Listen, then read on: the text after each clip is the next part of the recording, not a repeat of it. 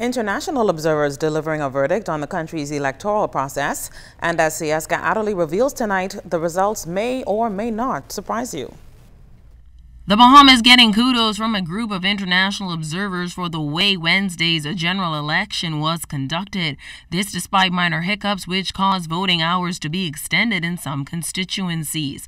Both the CARICOM Electoral Observation Mission and the Organization of American States agree that May 10th's process was generally smooth and officials should be applauded for their efforts. In terms of the election day activities, definitely a 9 or a little bit over. Because what we observed on election day was outstanding.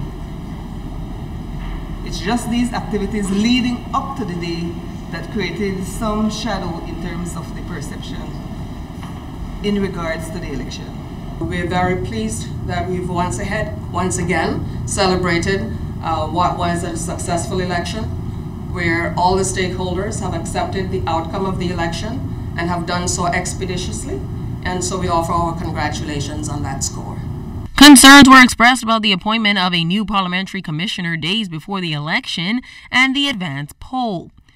In its preliminary findings, the observers recommended that the following areas be addressed: campaign finance, constituency boundaries, electoral organization, gender participation, and the need to digitize the registration process. Those concerns related to the voters list, the availability of materials at locations overseas, a reduction in the number of polling places available in New Providence, and extended waiting times at the main polling place in New Providence, among others. People who applied were unable to go online and to confirm whether or not they were eligible to vote on that day.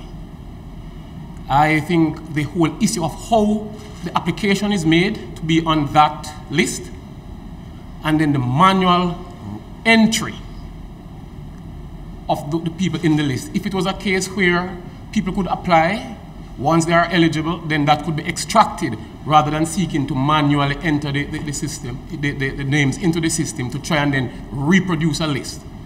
While having the entire database and then extracting the list from that would have been a much cleaner process, and the technology is available and is being used elsewhere.